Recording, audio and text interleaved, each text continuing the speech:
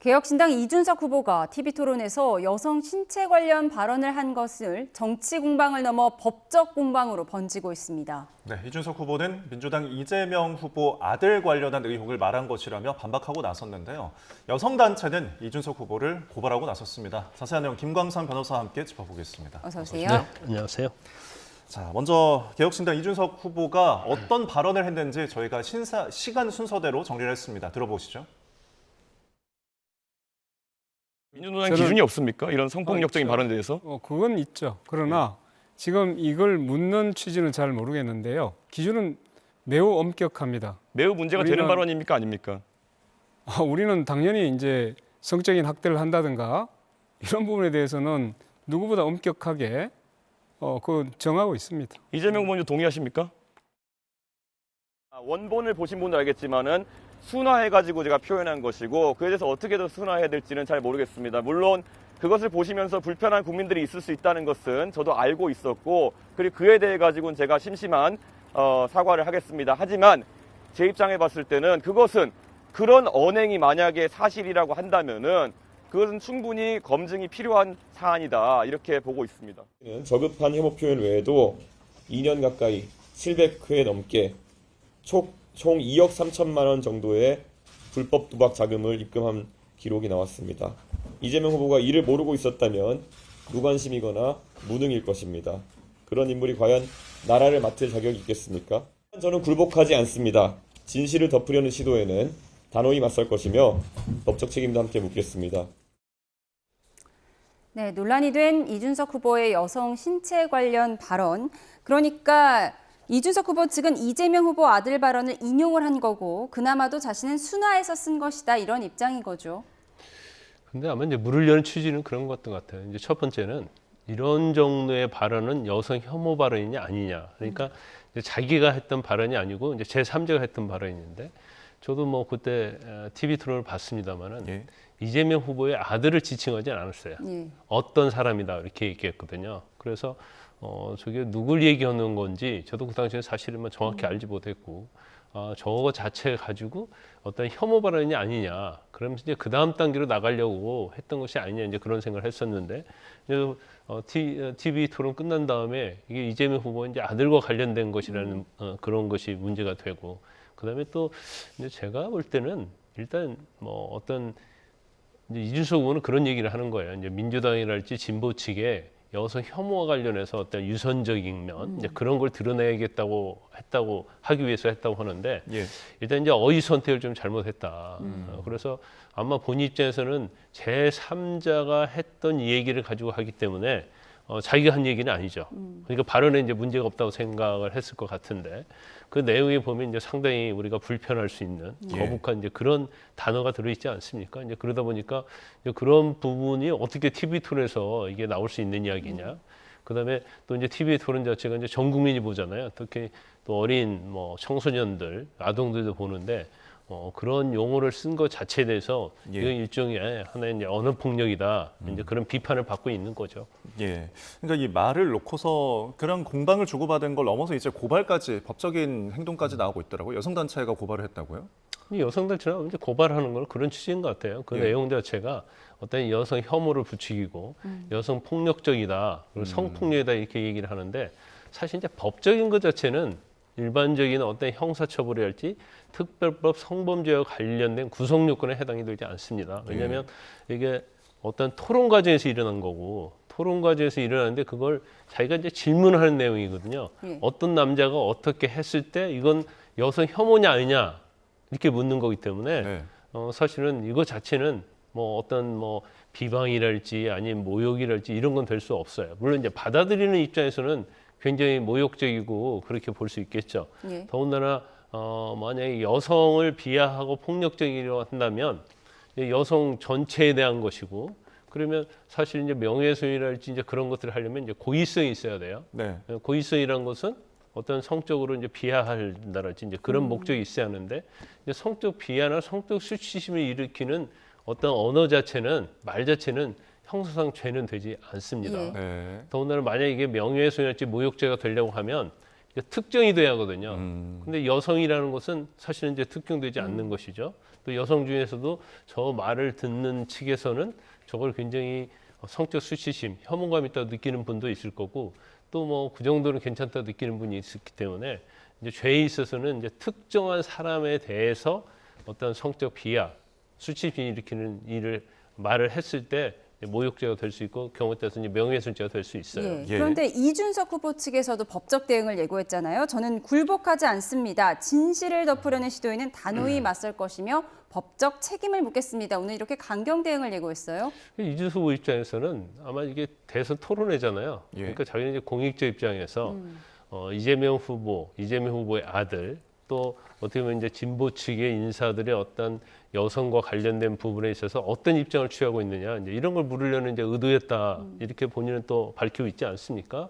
그런데 여기에서 고발에 들어오는데 이제 계속적으로 사실 그 언어 폭력 그 부분을 가지고 계속적으로 비판하고 공격하고 또 경우에 따라서 이제 고소가 막 들어오니까 여기에 이제 대응하겠다는 취지인 것 같아요. 그래서 일단 뭐 제가 볼 때는 이제 법적으로는 죄가 되지 않는다. 도덕적으로 또 언행에 있어서 적절하지 않다는 비판은 이제 충분히 받을 소지가 있지만 예. 이제 법적으로 처벌 대상은 아니거든요. 그런데 법적으로 어떤 구속 요건에 해당되지 않고 처벌 대상이 아님에도 불구하고 어떤 정치적 목적으로 자기를 고발하고 이제 비판하고 있다고 생각하는 것 같습니다. 그래서 아마 제가 볼 때는 이제 너무 불같이 이게 타오르니까 이 부분을 좀 잠재우기 위해서 거기서 나도 이제 법적으로 뭐 무고죄랄지 이런 걸로 이제 대응하겠다고 하는데 네. 사실 저쪽에서 이제 법적으로 죄가 되지 않아요. 단지 이준석 후보의 말에 대한 평가에 관한 것을 어떻게 생각하느냐이기 때문에 네. 이거 자체를 또 허위 사실이라고 볼 수는 없거든요. 그래서 그쪽에서 그러니까 뭐 시민단체랄지 뭐 민주당에서 고소고발을 한다 하더라도 죄가 되지 않고 또 이거에서 무고로 이준석 후보 고소를 한다 하더라도 예. 무고죄는 좀 되지 않죠. 네. 어떻게 보면 이게 이제 정치적 공방으로 흐르고 있다 이렇게 볼 수 있을 것 같아요. 네, 정치적인 공방에 대해 짚어주셨습니다. 이준석 후보가 그래서 어제 오늘 굉장히 즉각적으로 반박을 하고 있는데 더불어민주당에서도 이에 대한 반발이 나왔습니다. 들어보시죠. 이 엄중한 시기에 내란 극복, 민생 회복에 대해서 또 국가의 운명에 대해서 좀 더 진지하게 고민하는 그런 선거가 되길 바랍니다. 네거티브에 올인하는 이준석 후보가 개탄스럽습니다. 2022년 대통령 선거에서 불거진 일로 당시 이재명 후보는 대통령 후보로서 자식을 둔 아버지로서 국민들 앞에 사과했습니다. 거짓말과 망언으로 선거판을 오염시키는 이준석 후보를 어제 고발했고 김문수 후보 선대위 관계자에 대한 고발도 진행할 예정입니다. 허위 사실까지 공표한 이준석 후보와 김문수 선대위 관계자들은 정치적, 법적 책임을 져야 할 것입니다. 네, 조승래 수석 대변인 말을 보면은 지금 민주당도 일단 고발에 나섰어요.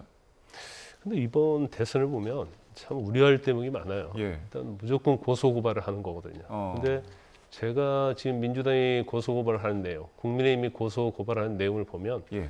법적으로 사실 문제될 수 있는 것은 거의 없거든요. 예. 근데 이제 이걸 정치적인 목적으로 예를 들어 이제 자기 후보에 대한 공격 이런 걸 막기 위해서 어떻게 보면 우리는 정당하다는 것을 입증하려고 하는 취지에서 이제 고소 고발을 지금 일삼고 있다 봐요. 지금 엄청나게 민주당도 국민의힘도 민주당 쪽 막 고소 고발을 하고 있잖아요. 예. 근데 그게 법적으로 죄가 될 만한 사항은 거의 없습니다.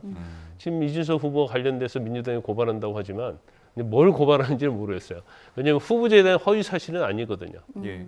그리고 이준석 후보가 오늘 아침에 기자회견 내용도 그렇고 TV 토론 내용도 사실 TV 토론은 부적절하고 비판받아 마땅은 하지만 법적으로 처벌될 건 하나도 없거든요. 근데 뭐 후보에 대한 비방죄다, 허위사실 공표다 이런 얘기를 하는데 사실 그런 내용 자체는 구속 요건에 전혀 이제 해당이 안 된다 이렇게 볼 수밖에 없어요. 그래서 네.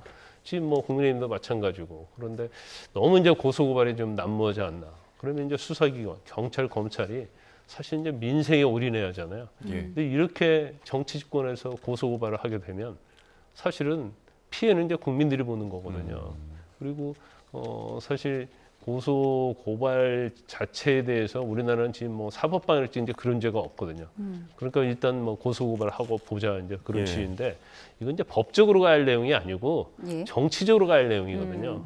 그래서 이준석 후보가 TV 토론에서 그렇게 부적절하고 정말로 과도한 언어를 사용해서 정말 많은 국민들이 피해를 입었다고 한다면 그건 이제 국민이 판단하는 문제거든요. 네. 근데 법적으로는 어떻게 할 수 있는 내용은 아니에요. 그럼에도 불구하고 이걸 모든 걸 법정으로 끌고 가고 법적으로 어떻게 해서 처벌하려고 하는 그런 시도 자체가 사실은 뭐 제가 볼 때는 적절하지 않다 이렇게 봅니다. 예, 네. 법적이 아니고 정치적으로 풀어야 할 사안이라고 하셨는데 그런데 지금 계속 법적 대응을 예고를 하고 있습니다. 이준석 후보는 이재명 후보의 아들이 피의자로 적혀 있는 공소장을 예로 들면서 자신의 주장을 피력하고 있어요.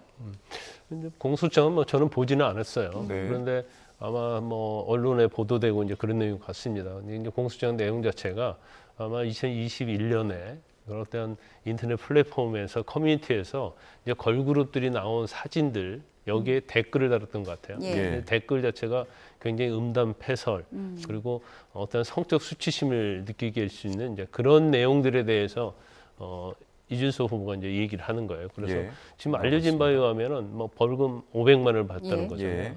그래서 우리가 보통 이걸 약식 명령이라고 합니다. 그러니까 정식으로 재판에 기소를 하는 게 아니고 예. 이제 검찰 단계에서 이제 벌금형으로 처분을 하는 걸 약식 명령이라고 하는데 예. 500만 원 정도 약식 명령을 받았다고 그래요. 그러니까 어떤 댓글에 뭐 특히 걸그룹 멤버들에 대한 어떤 성적 비하 뭐 이런 음담 패설 이런 걸로 그래서 여기 대해서는 뭐 정치재판 청구하지 않고 그냥 이의 제기를 하지 않았기 때문에 예. 확정이 된 걸로 지금 알려져 있죠.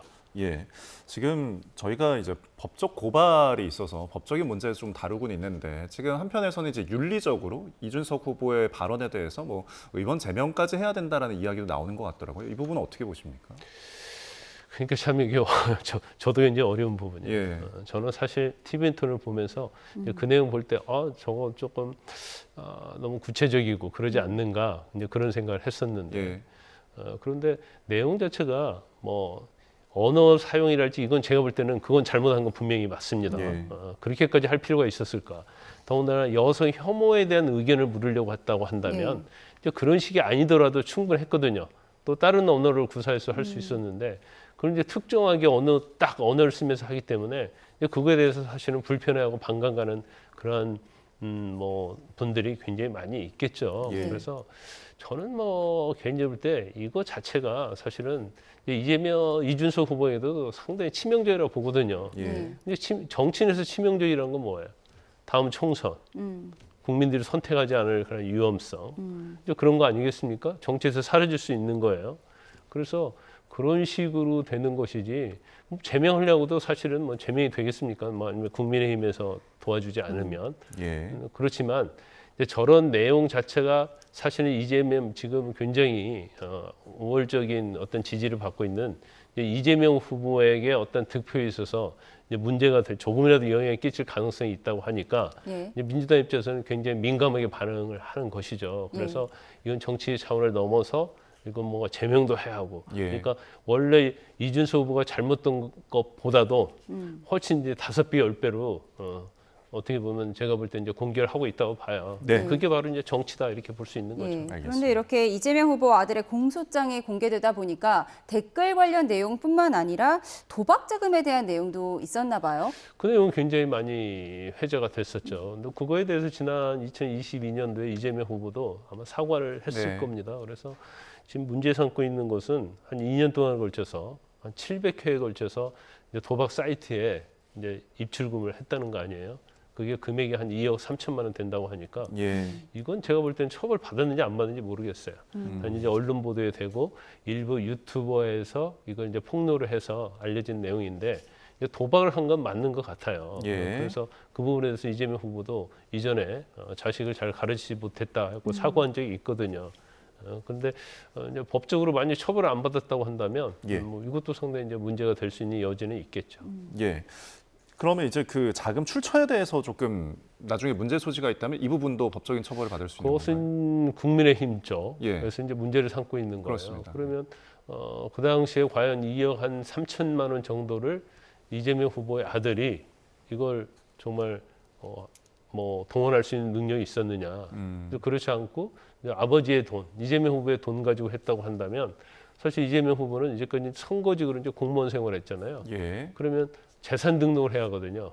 그럼 재산 등록 과정에서 과연 이 돈의 출처, 입출금 아들한테 갔다고 한다면 예. 그게 이제 재산등록 과정에서 나타나야 한다는 것이고 또 국민의 입장에서 보면 이 돈이 거기서 나타나지 않는다고 한다면 또 어디 재산등록에 신고하지 않았던 돈을 가지고 예. 도박 자금을 쓴 게 아니냐. 이제 그 부분을 이제 국민의힘에서는 문제를 삼겠다 이렇게 나오고 있는 거죠. 예, 알겠습니다. 지금까지 김광삼 변호사와 함께 이야기 나눠봤습니다. 오늘 말씀 고맙습니다. 고맙습니다.